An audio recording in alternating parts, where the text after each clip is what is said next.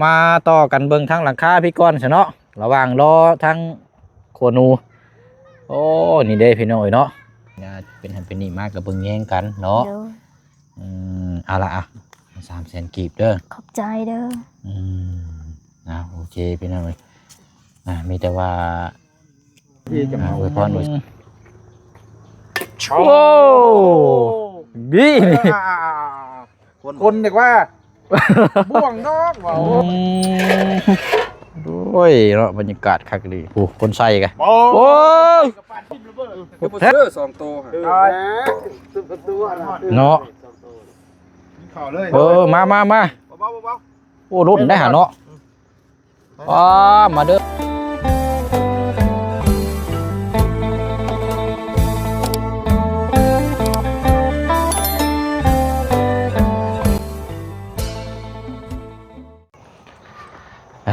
ไปพี่น้องเนาะมาต่อกันอีกช่วงค่อยคำลงแรงมุ่งหน้าสู่ส่วนพักของทางน้องอ่อนเนาะเมื่อเช้าหรือว่ารอบเที่ยงหันโบยูไปหาแนวกินโอ้ยเนาะเอาดีละพี่น้อยเนาะทางเจืองแล้วก็ทางโบเชียงนี่ช่วยกันเอาไหลแล้วก็ถือว่านี่เบิ้งน้ำโธ่3-4 บาทนี่เนาะตัวนี้เต็มแล้วบ่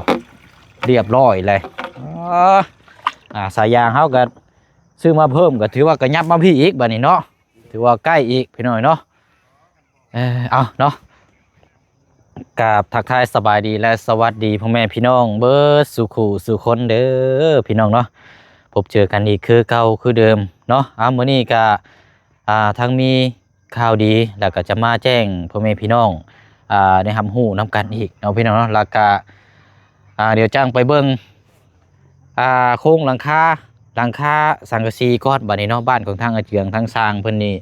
ตีแบบให้เบิ้งพอคร่าวๆแล้วพี่น้องเนาะเดี๋ยวพาพี่พาน้องไปชมน้ำกันแล้วก็พร้อมกินขัวนูน้ำกันมื้อนี้พี่น้องเนาะอาหารเมนูเด็ดปั๊บหมักซาวรสมื้อนี้พี่น้องโอ้ยล้างมือก่อนจังหน่อยเพราะว่าเป็นยังพี่น้องบ่ได้กินนานแล้วเนาะแล้วก็ทางสร้างเฮาเพิ่นลงมือทำถือว่ามักน้ำกันนั่นแหละพี่น้องถือโอกาสนี้ก็ร่วมอยู่กินข้าวกินน้ำน้ำกันกับทางสร้างกันเนาะปกตินี่5 โมงเพิ่นสิเมื่อแล้วมื้อนี้บ่เชิงขอว่าบ่พาเมื่อได้ขอกินข้าวกินน้ำกันก่อนเนาะมาทางน้องอ่อนก่อนบัดนี้เนาะเอาสบายดีเนาะ อันใช้ก่อนเบิ่งเด้อบ่เชิงนี่ไม้ก่อนโคตรพักเนาะแล้วเหรอบ่ยังลายอยู่บ่ยังอันนึงโอเคซะเนาะเป็นจังได้ไปสอนเฮาไปสอนป้าเฮาลืมเลยบ่เป็นยังแล้วเรียบร้อยเด้อโดยแต่ว่าอันเสียอย่างเดียวก็คือยังบ่ทันได้ย้ายต่อปลั๊กไฟลงมาทางลุ่มพี่เนาะโดยบ่เป็นยังเอาบ่เชียงว่าไว้ถึงนั่นแหละเพื่อความปลอดภัยโดยพอถาไว้ดุมยันเด็กน้อยโดยเด็กน้อยลายครับเดี๋ยวเป็นหันเป็นนี่มาเล่นเฮาบอกแม่ไว้เฮาบ่มีแนวกินเฮาไปซ่อนให้ลูกกินเฮาได้หลายโอ้ได้หลายหามาให้กินมานเนาะโดยเฮาไปขายแล้วเฮาให้น้องเฮาขายตลาดสาวแสดงโอ้ขายได้เท่าไรนะยังมื้ออื่นบ่เป็นพวกปลาพวกอย่างนี้บ่โดยเอาดีๆซะเนาะซื้อข้าวหมดแล้วข้าวเบิดแล้วโดยโอ้เอาซะพี่น้องเนาะไปจังได๋ซะนี่มื้ออื่นนี่ก็สิไปหาอยู่หากินคือเก่าบ่โดยไปตลอดคือมื้อนั่นก็ช่วงเที่ยงเด้อช่วงเที่ยงอยู่นี่เด้อเดี๋ยวบ่เชิงสิมาหาอีกรอบนึงเนาะมีแนวมาพูดมาคุยน้ำกันเอาก็มีแต่ว่าเดี๋ยวแจ้งทางน้องอ่อนเลยเนาะพี่น้องเนาะพอดีว่าทางพระอาจารย์เนาะพระอาจารย์ไพบูลย์ที่ได้ซอยเฮ็ดของทางน้องสอนแล้วก็ทางอาเจืองน้ำแล้วก็มาเมื่อนี้ทางหลวงตาเพิ่นได้รับได้ชมแหละเรื่องช่วงนี้ก็คือน้ำไฟเนาะไฟเจ้านี่ต่อจากเฮือนน้องสอนบ่ต่อจากเฮือนน้องสอนมื้อนี้ไฟนี่ก็ค่าน้ำอะไรพี่น้องเนาะเอาง่ายๆใส่คือพวกจากเดินทางอาเจืองนี่แหละนี่พอพัวเฮาเอาให้เฮานี่เสียค่าน้ำหาน้องเฮาเสียค่าไฟโดยเอาจังไดก็ตามแต่เดี๋ยวบ่เช็คสิอธิบายแล้วก็เจ้าก็ฟังนำกันเด้อมื้อนี้ก็คือไฟน่ะเจ้าพวกจากเฮือนน้องสอนเนาะบัดนี้น่ะ ทางลุงตาเพิ่นสิซอยค่าไฟพี่น้องเอ้ยค่าไฟแต่น้องสอนบ่อยู่เดี๋ยวบ่เชิงสิพูดคุยกับน้องเพิ่นอีกเทื่อนึงเนาะว่าค่าไฟค่าน้ำเดือนเท่าใดแต่เฮือนน้องออนนี่เอาแต่ไฟอย่างเดียวเนาะ โดย เพราะว่านี่แหละพี่น้องคือเอาง่ายซะคือดวงตาเพิ่นสิซอยทั้งเขตของทางกระเจืองเพราะว่าใช้น้ำน้ำกันเด้พวกมาน้ำกันนั่นแหละพี่น้องก็เลยว่า เดี๋ยวมันสิมีปัญหากันเนาะทางดวงตาเพิ่นย่านมีปัญหากันเพิ่นก็เลยสิสดซอยค่าค่าน้ำเนาะค่าน้ำค่าไฟพี่น้องเอ้ยเอามีแต่ว่านะทางดวงตาเพิ่นฝากเงินมาให้ทางบ่เชียงมามอบให้เนาะนั่งรถก่อนก็ได้ล่ะตั้งลูกตาเพิ่นฝากมามอบเป็นเงินลาวเนาะพี่น้องห่างปัดหน่อยป่ะ300,000กีบสบายนำลายเอานั่งลงก่อนก็ได้ล่ะแป๊บนึงโอเคเนาะก็เป็นเงินจำนวน300,000กีบอันนี้เอาไว้จ่ายค่าน้ำเด้อล่ะเด้อจ่ายค่าน้ำค่าน้ำเนาะในเฮือนเจ้าแต่ว่าค่าไฟนี่เดี๋ยวบุเชิญสิไปมอบไปทั้งน้องสอนอีกรอบนึงเนาะเพราะว่าทางลุงตาเพิ่นซอยค่าไฟไปหน่อยอันนี้เจ้าจ่ายค่าน้ำหรือว่าค่าไฟอย่างไรให้เจ้าจัดแจงคือว่าบ่ห้ามให้มีปัญหานะเนาะเอาง่ายๆซะนี่ทางลุงตาเพิ่นซอยเด้อให้ฮักแพงกันได้เนาะเหมือนว่าเพิ่นซอยมาแล้วยังมาคัดมาของสิบ่เชียงนี่บ่เอาน้ำอีกได้ให้ฮักแพงกันเนาะเบิ่งแย่งกันได้ท่านี้ซอยท่านี้ก็ซอยเวลาจะเป็นหันเป็นนี่มากกับเบิ่งแย่งกันเนาะเอาละ300,000กีบเด้อขอบใจเด้อโอเคพี่น้องมีแต่ว่าอวยพรอวยไส้ให้ทางหลวงตาแน่เนาะขอบคุณขอบบุญหลวงตาเด้อให้อยู่ดีมีแห้งให้สุขภาพแข็งแรงความเจ็บอย่าได้ความใครอย่ามีปรารถนาสิ่งใดขอให้ได้สิ่งนั้นนอนหลับขอให้ได้เงินหมื่นตื่นขอให้ได้เงินแสนเงินล้านขอให้อายุยืนยาวขอให้อยู่เย็นเป็นสุขขอให้สุขกายสบายใจเด้อขอให้เทวดาหักแพงลายเด้อสาธุทางเบาเสียงนำเด้อสาธุอะไรไปน้องเดี๋ยวมื้อจังไปต่อทางน้องสอนเพราะว่าน้องสอนบ่อยู่มื้อนี้อาจจะไปขุดมันไปซอยแห้งข้าเจ้าเนาะเอากะอะไรเนาะกะขอมุกขอบใจขอบบุญขอบคุณสาธุมาโมทนาบุญกับทางลุงตาได้หลายเนาะที่ได้มองเห็นซอยถือว่าเป็น3ครอบครัวเนาะมาพ่วงกันในพี่น้องว่าทางนี้ก็ใส่เฮือนไผเฮือนทางน้องสอนและบัดนี้ทางเจืองบัดใส่น้ำทางนี้เนาะทางลุงตาเพิ่นได้ว่าซอยทางเจืองน้ำทางน้องอ่อนถือว่า3ครอบครัวเนาะเบิ่งแยงหักแพงกันได้ล่ะเด้อเอาเดี๋ยวเบิ่งทางน้องอ่อนฮดพักคนอย่างจักน้อยก่อนพี่น้องเดี๋ยวจังไปต่อไปเบิ่งรูปร่างบัดนี้เนาะติดตามเบิ่งทางเฮือนซ่านของทางเจืองน้ำกันเนาะ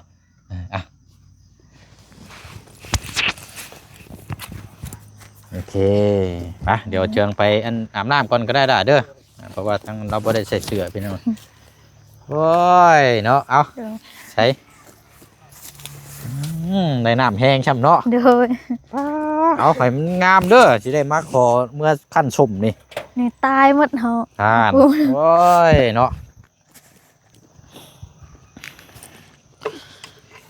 โอ้ผักหอมมีเริ่มงามแล้วนี่เนาะ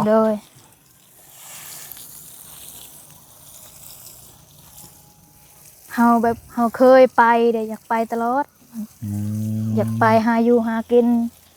ไปหาหน่อไม้กับขายนี่ไปซ่อนได้ปลากะให้ลูกกินแน่ขายแน่ได้เงินเอาดีแล้วหาอยู่หากินเนาะโอ้ยเอาไปตักน้ำมาอีกเนาะมาคดนี่ก็ขยับขยายไปได้เลยเนาะเอายังพื้นที่ยังเดือดลายอยู่เนาะอันอยู่โซนพุ่นกับอันยังก็ตัวจังไข่เนาะโดย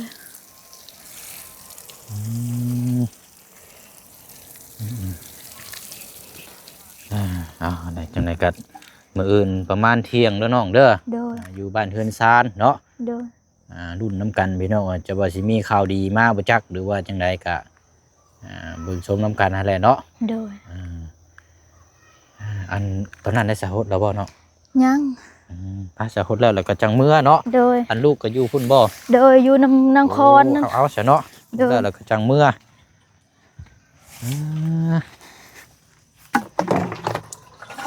ก็กล้วยก็ล่มปลางางอยู่นี่เนาะ แล้วนี่พี่ เฮา น้อง ถ้าใหญ่มักเพชรเฮาปลูกอีก ปลูกหมักเพชรอีกเนาะ โดย โอ้ยเอา ผักนอกเฮาเอาไว้เฮา โอ้เอาพดไปโลดเนาะให้มันแผ่พื้นข้างนอก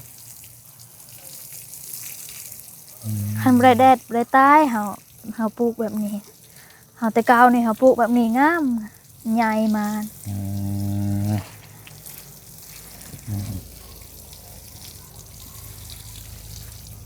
เอาอันนั้นโอเคแล้วบัดนี้เนาะ โดย ก็เฮ็ดคอยอันนี้ไป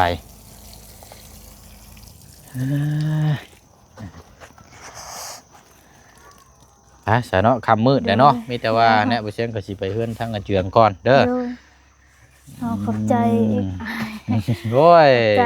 หลายๆเด้ออายที่ซอยเฮ็ดน้ำให้เฮาเด้อให้อายอยู่ดีมีแรงให้สุขภาพแข็งแรงความเจ็บอย่าได้ความไข้อย่ามีปรารถนาสิ่งใดขอให้ได้สิ่งนั้น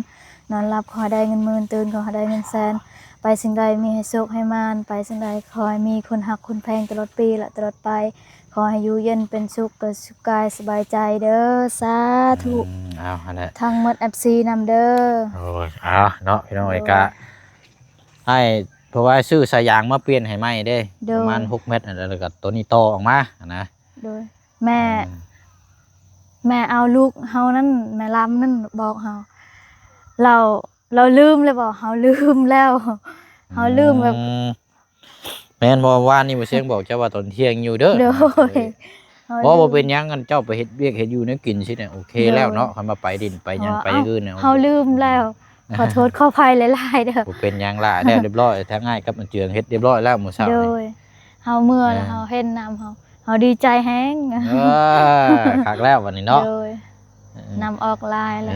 เด้อ ไปเสร็จเลยจังว่าจังคุยนำกันอีกเนาะเอา สบายดี ไป เด้ ดี อ เนาะไป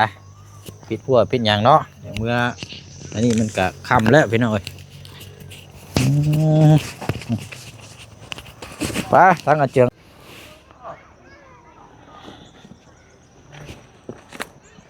เนาะต้องมาเบิ่งมุมตะเวน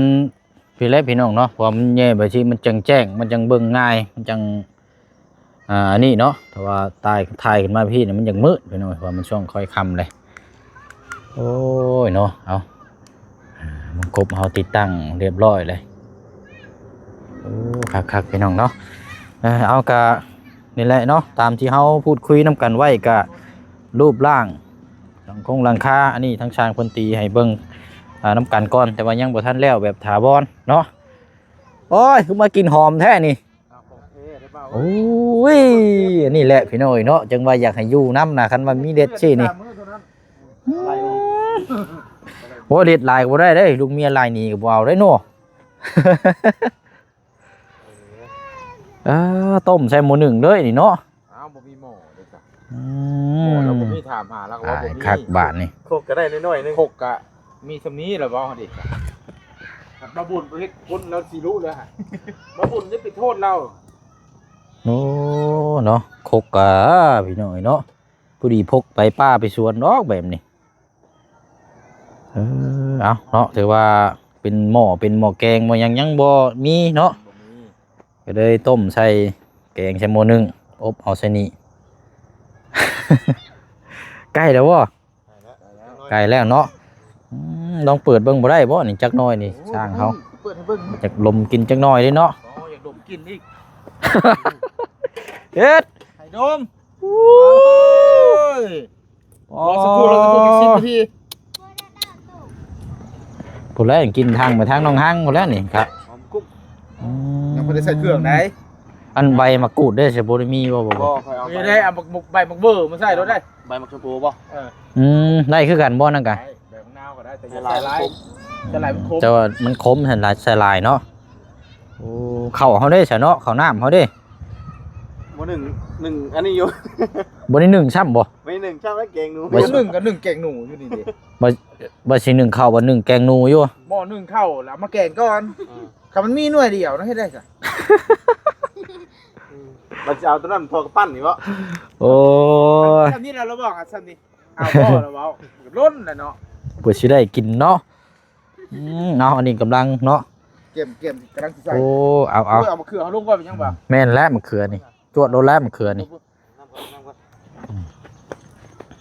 ยังมาเต็มหมอนี่อีกแล้ว ก็แห้งอีกแล้วเนาะ ได้ เอา เอาเจ้าเอาเขือเจ้าให้ มะเขือ เดี๋ยวก็เด้อ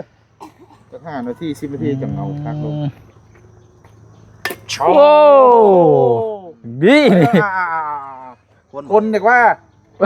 บ่วงดอกเบา โอ้ย เอามือก็ได้จุ่มโทษนะ มือป่ะจุ่มเนี่ย เฮ็ด คนจะบีนึกว่า ต้องรอเนาะหลายขั้นตอนเด้นี่กะรอจังหน่อยเอา มีฝาหม้อเด้อเด้อ ฝาหม้อปิดกั้นไว้ก่อนเนาะ ฝามันบ่แม่นฝาหม้อเนาะมันเป็นถาดใส่กับข้าวแต่ว่ามาเฮ็ดฝาหม้อ ช่วยเข่าเนาะนี่ได้นี่เนาะ อันเอาออกมาจากนั่นได้รุ่นสมัยสงครามแล้วเก็บระเบิดตกมาปีวงเลย โอ้ห่างมันน่ะบอก มาตีแล้วบัดนี้ มาทุบเอาเนาะโอ้ยเนาะเอา ให้คือไป เอามาต่อกันเบิ่งทั้งหลังคาพี่ก้อนซะเนาะระหว่างรอทั้งโคนูโอ้นี่เด้พี่น้อยเนาะหลังคาใหญ่นี่สิ7 เมตรเช้าว่าสร้างเขา7 เมตรเช้าเนาะดึงมาทั้งครัวนี่พี่น้อยและต่อคอนทั้งหน้าพี่นั่น2 เมตร2 เมตร 70 เซนเนาะ2 เมตร 70 เซน อันนี้เฮ็ดให้เบิ่งซื่อๆนี่นะ ต่อแต่ว่าต่อคอนทั้งหน้านี่เฮ็ดแบบพ่อก็ข้าวชื่อยังบ่ทันได้ร้อยนี่เนาะ ทั้งหน้าทั้งหลังเฮือนบ่ได้เฮ็ด แต่ว่าเพิ่นตีให้พ่อก็ข้าวเบิ่งน้ำกันชื่อนี่พี่น้องคือเฮาเน้นเฮือนนี่อันหลังคานี่ให้ตัวนี้มันใหญ่กว่าก่อนสิได้ฮู้ว่าอะไรทั้งหน้าอะไรทั้งดังคันตัดแบบผ้ากลางเลยนี่ใส่ร่างกลางเลยนี่เบิ่งบ่ฮู้ได้นี่จักทั้งใดทั้งหน้าทั้งหลังเอาไปเอามาท่วงคือกันเบิดนี่บ่คักปานใดได้พี่น้อง บ้านผู้สาวบ่มีนมบ่ได้เบิ่งทั้งหน้าทั้งหลังแปะซ้ำกันแล้วจ้า แม่งคักบาดนี่ พ่อกันทึก บ่มีนมคือกันแล้วเบิ่งทั้งหน้าทั้งหลังก็แปะซ้ำกันซ้ำไม่แป้น จักสิเบิ่งทางใดติ เออ เอาจ้ะคักแล้วสัตว์พี่น้อยอันนี้เพิ่นเฮ็ดให้เบิ่งแบบพอให้ทั้งหน้าทั้งหลังเนาะให้ทำฮู้เด้อแบบนี้นี่หน้าก็คือหน้าหลังก็คือดังโอ้มันกบเฮาเรียบร้อยแล้วมื้อนี่ยันได้ขึ้นตัวนี้อยู่มื้อนี่เนาะหลังคาโอ้ มือสิขึ้นหลังคาให้แล้วทั้งมื้อน่ะ ดินหลังคาเนาะแล้วก็ได้เรียงเอามื้ออื่นนี่เดี๋ยวเฮาอาจจะได้เคลียร์พื้นที่แถวนี้แล้วพี่น้อยหาแนวมาลงไว้ได้นี่มื้อนี่บาดนี่เต็มอยู่แล้วแถวนี้ เอาเก่งมาซะก่อนนะนี่ เนาะตายคักบาดนี้ นั่นแหละจุดนึงเห็นว่ากัน หมอแกงเนาะในอยู่ในกินแน่เรียบร้อยแล้วบาดนี้มีแห้งจ้อยได้บาดนี้ ทำบัดบ่มีหม้อต้มหม้อแกงเด้ นั่นแหละเนาะบ่เจ็บรุ่นน้ำกันเนาะอันนี้มืออื่นพุ่นละเพราะว่าให้สร้างเพิ่นขึ้นตัวนี้แล้วก็เรื่องไม้เฮาพี่น้องตัวนี้แหละมันบ่พอจังได๋เฮาก็จังสิได้ให้ดึงมาเลยนะเดี๋ยวรอก่อนเนาะกินขวหนูกำลังกินโชยมาอยู่ข้าวเที่ยงยังบ่ทันได้กินได้นี่พี่น้องเอ้ยกินแต่ข้าวเช้ามื้อนี้ก็ค่ำเลย เอาได้เปิดได้บัดนี้นะ โอ้มะเขือเนาะไปหมดแล้วนี่ กำลังแค่ โอ้ยเนาะบรรยากาศคักดีโอ้คนใส่กัน โอ้ยยกับปานทิ่มระเบิด กดแท้นี่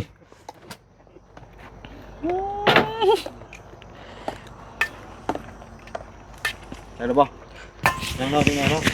โอ้หอมเนาะ ทิ่มมันลุกทิ่ม ชิมหรือเปล่า อีตู้เจ้าใส่ระเบิดไป ใส่ ตู้ แล้ว นะผักนางตู้เจ้านะ พังนางตู้ เออ พังนางตู้กับบ่พอใช่ไหมน้อยเดียวนึง ได้ ทิ่มได้ไหม เฮ็ดโอ้พอดีได้น้ำใช่ไหมนะ โอ้ โอ้ย ลวกดังซะเนาะ เนาะ โอ้ปิวไปละเป็นไงผมไม่ได้บีหนูปั๊บชิบคักเลยฮะ กินตอนนั้นบัดนี้ อ๋อแล้วนะ กินน้ำมัน ต่อ เอา สับห่างๆดิ เนาะสร้างเฮาก็ชิมน้ำกันเนาะ พอดีได้ แม่นบ่คือเป็นสีแดงๆยังบ่ชุกบ่จักบ่ ล้างคักดิล้างข้าวสะอาดดิ อืม ต้มสองกิโล ปลาจก ได้เด้อบ่ได้เด้อบ่ได้เลยโจมได้บาดนี้เนาะโอ้หอมแห้งดิโดะนี่อืม ได้ปะ เนาะเสียอย่างเดียวเฮาเนาะเฮาสิเฮ็ดนั่งนี่บ่ หมดแล้ว บ่มีโต๊ะซ้ำเนาะบ่มีเตียงเพิ่มอีกซ้ำ เอาไม้อีกบ่ไม้อีกบ่เก็บคนเอาบ่ เนาะ ไหมฮะได้เลยไหม เดี๋ยวเข้มข้นหน่อย ขาดบ่ปลาร้าบ่ใส่อีกเนาะ พี่ไม้ หยุดอย่าเพิ่ง เป็นแฟนคนจืด พอดีงามเลย โอ้ย เจ้า เอ้า แทนเราอีกมือ คน อ๋อบาบุญใช่จะเปื้อนหม้อ อืม โจมได้ไหมโจมได้ ใส่นี่นะบ่ เทชะนีโดนเนาะ เผ็ดน้ำบ่ โย เอาน้ำบ่ มันสิบ่ล้นบ่น้ำมันน่ะ บ่โดนดอก บ่ล้นบ่มาตั้งนักก่อน ไปเคลียร์พื้นที่ก่อนเฮาซะเนาะใช้เจืองเฮาแล้วหรอบ่ล่ะมาอันมาปูอยู่ล่ะมาปูอันเอาเพชรตังแล้วอ่ะ อันบ่ตักไว้ถ้วยนึงก่อนบ่ ตั้งก่อน แบ่งไว้ก่อนได้เนาะ ตั้งไว้ให้ตั้งก่อน เออ น้องเพิ่นเกี่ยวเขา อืม จังเนาะ โอ้จองก็บ่มีเนาะ บ่มี จองบ่มีบ่เจือง เจ้าจะถามนะขนาดหม้อเก่งเรายังบ่มีนี่แล้วคุณค่อยเอาคนนึงมาเฮ็ดนี่เนาะมื้อใครก็ได้ซื้อหม้อ ซื้อหม้อเด้อมื้อเนาะ นั่นน่ะ เอาน้ำ อืมไปซื้อข้าวบ่ ต้องซื้อนะ อืมโดยได้อาจารย์มาได้พอดีแล้วโอ้ยมาอันน่ะไปซื้อข้าวเนาะ 30,000น่ะ เอาไว้นี่เนาะ ใช่มีเงินมึงยังย่อยอยู่บ่ นั่นแค่นั้นบ่ ไม่ต้องให้จัดนั่นละ หรือว่าอยู่ทางเรือนบ่ เพื่อนสบาย ว่าเนาะ เพื่อนนี่ บ่บุญ เพื่อนผู้ กินอยู่เทิงอยู่ อ๋อมันบ่คือมันหก เนาะเลยเอาเนาะกินขวนูน้ำกัน โอ้มาพอดีถึง อื ช่ว ม งพอดีเลย เจ้าถึกเลขเลย บ่นั่งรุ่มนี่ไปยัง เอามุมนึงมันโทร นี่พยายางนี่นะนี่ ใบนี่ พยายางพัดเนาะ หมอก่อน มาได้มาได้ พ เขา ยา จุ่ ยาม งพัดนี่แล้วนี่ เจ้าถือจานแล้วเขา อันว่าขอปัจจัยเด้พี่น้องบ่บุญมาเพิ่มอีกแน่ข่อยมีอยู่20,000ให้ ปล่อยผมมีจักพัน เอออันว่า เด้พูดถึงเลขมาพอดีนี่ เอ้ยเด้มจ้ะ เลขใช่บ่ถึงเลขเด้ออกขาไปซื้อ ซื้อยัง เข้าจัก30,000หั่นนะ ใครจะไปซื้อ ให้เจืองนี่ก็ได้แป๊บนึงนี่ รถไทยก็ได้เดินพูดไป ใครจะก็ไล่อีก จัก เลขนี่ 30เดี๋ยวเจืองเอาเข้าไปซื้อน้ำห้านเอ้ยเด้อเอ้ยร่มดีเด้อเราเอาเขาเอา เอาอยู่ขวามือเด้อหาด้วย มีเก่งจกนั่นบ่ มีแวนนั่นบ่ แม่นอยู่ตู้ไหนเด้อ มีรถเลย นี่ยืมรถอาจารย์นี่ก็ได้นี่ รถไทยก็ได้เอารถได้ อ่ะ มา เบิ่งเด้อคอยมาคอยไปเด้อ ถึกเลขซื้อ เล ค่ะ ขไทยออกเลข นี่ นี่ นะ อ่านแม่ไผชื่อนะเอา ช่างบ่ ถึกเลขนี่บ่มือได้ต่อนี่เลยได้ เลขสร้างเจ้าจะว่าลิ้นแม่ เฮ็ด อย่า รุ่ ว่าน เล ลิ้ ข นแม่ อีก ครับ วัน ว่าเลข ไป สร้าง เด้ถึกเลขนี่ ท่อง เว้าลิ้นบ่ได้ได้ ท่องเบ่งแล้วข่อยมื้อนี่ คิดได้ เอา อย่าสร้างเด้ออย่าสร้างเด้ออย่าสร้างเด้อ ซอง เก่งมากโอ้ย โดแมว โดยเอาเนาะอยู่ดีมีแฮง